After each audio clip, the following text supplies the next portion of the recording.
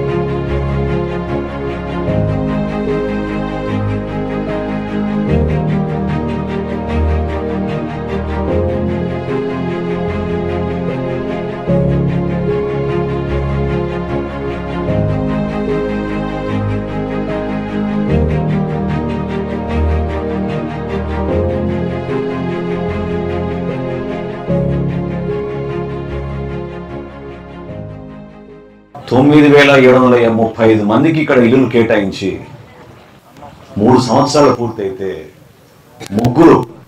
కేవలం ముగ్గురే ఉంటున్నారంటే ఈ కాలనీలో ఇంకా అంతకన్నా దౌర్భాగ్యమైన పరిస్థితి ఉంటుంది చెప్పండి. భూమి ఏమో 140 కోట్లు పెట్టి కొన్నారు. ఈ భూమి 140 కోట్ల రూపాయలు. ఎంత దూరం ఉంది తెనాలిపట్నం నుంచి చెప్పండి.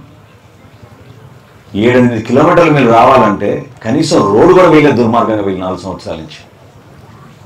ఆ రోజున 35 లక్షల రూపాయలతో నేను రోడ్డు వేశాను. ఆ రోడ్డు ఈరోజు ఎట్లా మారిపోయింది చూడండి. అసలు నాకు రావడానికే 40 నిమిషాలు పట్టింది. ఇక్కడ వచ్చిన వాళ్ళందరిలో ఎంతమందికి ఇళ్ల స్థలం ఇచ్చారు, కానీ మీకు ఇళ్ల స్థలం ఎక్కడుందో తెలియదో మీరు చేతులు లేపండి. మీకు ఎవరు తెలియదు అనమాట ఇళ్ల స్థలం ఎక్కడుందో. ఏదో కొన్ని సమస్యలు ఉంటాయని అనుకున్నాం, కానీ వందల సంఖ్యలో వేల సంఖ్యలో సమస్యలు ఉంటుందని ఊహించలేదు. నేను మీకు మాట ఇస్తున్నానమ్మా, ఈరోజు 4వ తారీఖు, వచ్చే నెల 4వ తారీఖుకి మళ్ళీ మనం ఇక్కడే సమావేశం ఏర్పాటు చేసుకుందాం. మీకు మాట ఇస్తున్నాను, ఈ నెల రోజుల్లో కొన్ని చేయగలిగే పనులు ముందు మీకు చెప్తాను.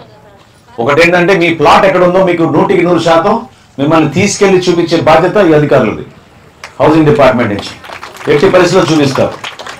రెండోది, ఎవరైతే కాంట్రాక్టర్లో మోసం చేసి మీద డబ్బులు తీసుకున్నారో, ఎవరైతే పూర్తి చేయలేదో వాళ్ళకి 2 వారాలు గడువిద్దాం.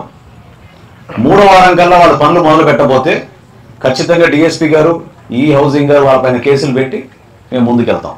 3వ అంశం, దీంతో పాటు మేము చేయాల్సింది ఏంటంటే, ఇప్పుడే మన పబ్లిక్ హెల్త్ వాళ్ళు చెప్పారు, ఖచ్చితంగా ఈ కాలనీని ఆదర్శవంతమైన కాలనీగా మార్చుతాం. అందులో ప్రధానమైన సమస్య ఏంటంటే, మనం రక్షిత మంచినీటి పథకం తీసుకురావాలి. దాదాపు 2,30,00,000 2.5 కోట్ల రూపాయలతోటి మీకు ఒక ఓవర్ హెడ్ ట్యాంక్ ఇక్కడే కట్టి నిర్మాణం చేసి ఇంటింటికి పైప్ లైన్ కొలా వేయించే బాధ్యత మాది. సో ప్రతి ఇంటికి కూడా, ఈ కాలనీలో ప్రతి ఇంటికి రక్షిత మంచినీటి పథకం ద్వారా మీకు మంచినీరు అందేటట్టు ముందుగా మేము ఆ పనులు కూడా మొదలు పెడతాం. 140 కోట్ల రూపాయలు పెట్టి ఈ భూములు కొని ఎవరి లాభం కోసం అది మీకు తెలుసు. దాని వెనక కథంతో ఏం జరిగిందో మీ అందరికీ తెలుసు. ఎంక్వైరీ చేస్తున్నారు తహసీల్దార్ గారు. ఖచ్చితంగా వదలను, ఎవరిని వదలను. దాంట్లో చేసిన అవినీతిని మాత్రం వదిలే ప్రసక్తే లేదు. 140 కోట్లు దానికి ఖర్చు పెట్టారు, 60 కోట్ల రూపాయలు కాలనీ కోసం ఖర్చు పెట్టామని చెప్పారు. ఏముంది ఇక్కడ ఖర్చు పెట్టింది చెప్పండి. రోడ్ల గురించి ఎక్కువ మంది అడుగుతున్నారు. కాలనీలో నేను పర్యటించినప్పుడు, నేను నడిచినప్పుడు కూడా నాకు చాలా స్పష్టంగా నాకు అర్థమైంది, అది ఎట్టి పరిస్థితుల్లో కూడా పూర్తి చేయాలి. దానికి నేను పంచాయతీరాజ్ శాఖ నుంచి 10 లక్షల రూపాయలు నేను మంజూరు చేసి రాబోయే నెల 2 నెలలలోపే ఖచ్చితంగా మీ కాలనీలో ఒక 2-3 అంతర్గత రోడ్లు పూర్తి చేసే విధంగా ముందుగా ఒక కార్యక్రమం చేపడతానని మీకు మాటిస్తున్నాను. ఈరోజు ఉదయమే నేను చెప్పాను, ఈ హౌసింగ్ గారికి తెనాల్లో ఉన్న ఆఫీసులో ఒక హెల్ప్ డెస్క్ లాగా ఏర్పాటు చేస్తాం, సహాయ కేంద్రం ఏర్పాటు చేస్తాం. మీరు ఫోన్ చేసినా లేదా మీరు అక్కడికి వెళ్ళినా ఇమ్మీడియట్గా అక్కడ ఒక అధికారి ఉండి మీకు ఆ సమస్య గురించి వివరాలు తెప్పించుకుని కంప్యూటర్లో చూసి ఇమ్మీడియట్గా మీకు స్పందించే విధంగా ఒక కార్యక్రమం ఏర్పాటు చేస్తున్నాం.